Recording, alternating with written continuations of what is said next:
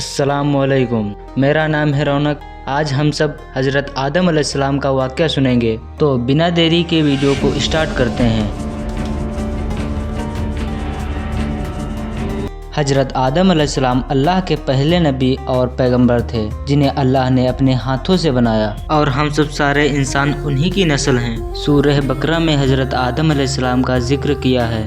جب اللہ تعالیٰ نے دنیا کو آباد کرنے کا ارادہ کیا تو اس نے فرشتوں سے کہا، میں دنیا میں اپنا ایک نائب خلیفہ بنانا چاہتا ہوں۔ فرشتوں نے کہا، اے اللہ، تو دنیا میں ایسے شخص کو نائب بنانا چاہتا ہے جو خرابیاں کر کے خون کرتا پھرے؟ ہم تیری تعریف کرنے کے ساتھ تیری تسبیح اور پاکی بیان کرتے ہیں۔ اللہ تعالیٰ نے فرمایا، میں وہ باتیں جانتا ہوں جو تم نہیں جانتے۔ فرشتوں نے آپس میں کہا کہ اللہ تعالیٰ جو بھی مخلوق پیدا کرے گا وہ ہم سے زیادہ علم نہیں رکھ سکتا۔ اللہ نے حضرت آدم علیہ السلام کو کچھ چیزوں کے نام سکھا دیے، پھر ان کو فرشتوں کے سامنے کیا اور فرمایا، اگر تم سچے ہو تو مجھے ان کے نام بتاؤ۔ فرشتوں نے کہا کہ تو پاک ہے، جتنا علم تو نے ہم کو بخشا ہے اس کے سوا ہم کو کچھ نہیں معلوم۔ پھر اللہ تعالیٰ نے فرشتوں کو حکم دیا کہ تم آدم علیہ السلام کو سجدہ کرو، تو وہ سب سجدے میں گر پڑے، مگر شیطان نے سجدہ نہیں کیا۔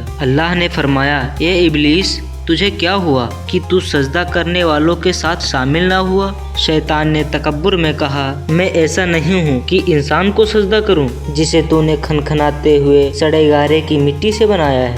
میں اس سے بہتر ہوں، تو نے مجھے آگ سے پیدا کیا ہے۔ اللہ نے شیطان سے فرمایا، یہاں سے نکل جا، تو مردود ہے اور تجھ پر قیامت کے دن تک لعنت برسے گی۔ شیطان نے کہا، مجھے قیامت تک مہلت دے۔ اللہ نے فرمایا کہ تجھ کو مہلت ہے۔ شیطان نے اللہ سے کہا کہ تو نے مجھے گمراہ کیا ہے، میں قسم کھاتا ہوں میں انسانوں کی سیدھی راہ پر بیٹھوں گا، پھر میں ان پر حملہ کروں گا، ان کے آگے سے بھی اور پیچھے سے بھی، دائیں سے بھی اور بائیں سے بھی، اور ان میں سے اکثر کو تو شکر گزار نہیں کر پائے گا۔ اللہ نے فرمایا، تو یہاں سے نکل جا، اور جو ان میں سے تیرا کہنا مانے گا تو میں ضرور تم سب سے جہنم کو بھر دوں گا۔ بے شک میرے خاص بندوں پر تیرا ذرا قابو نہیں چلے گا۔ جنت کی ساری نعمتوں کے باوجود آدم علیہ السلام جنت میں اکیلا محسوس کرتے تھے۔ پھر اللہ نے حضرت حوا علیہ السلام کو بنایا تاکہ حضرت آدم علیہ السلام ان سے سکون پا سکیں۔ اللہ نے فرمایا، اے آدم،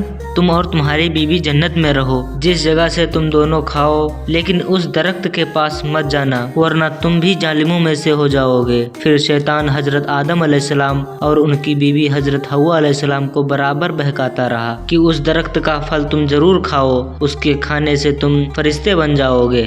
آخر ایک دن حضرت آدم علیہ السلام اور ان کی بیوی بھول سے شیطان کے بہکاوے میں آ گئے اور درخت کا پھل کھا لیا۔ پھل کھاتے ہی دونوں لوگوں کے بدن سے لباس غائب ہو گیا اور وہ پتوں سے اپنے بدن کو چھپانے لگے۔ اللہ نے حضرت آدم علیہ السلام سے کہا کہ ہم نے کہہ دیا تھا کہ اس درخت کے پاس نہ جانا اور شیطان کے کہنے میں مت آنا، وہ تمہارا دشمن ہے۔ اب تم دونوں جنت سے چلے جاؤ اور دنیا میں رہو۔ حضرت آدم علیہ السلام کو جنت سے نکلنے اور شیطان کے بہکاوے میں آنے کا بہت رنج ہوا اور لگ بھگ 40 سال تک اللہ سے معافی مانگتے رہے اور روتے رہے۔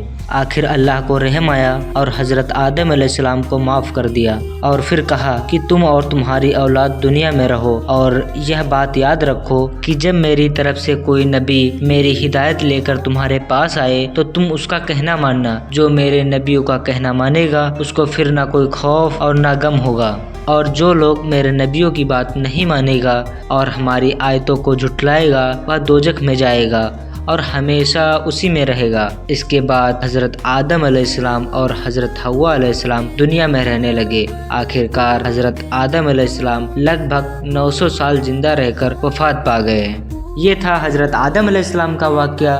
اب آپ کس نبی کا واقعہ سننا چاہتے ہیں کمنٹ میں ضرور بتائیں۔ تو ملتے ہیں نیکسٹ ویڈیو میں۔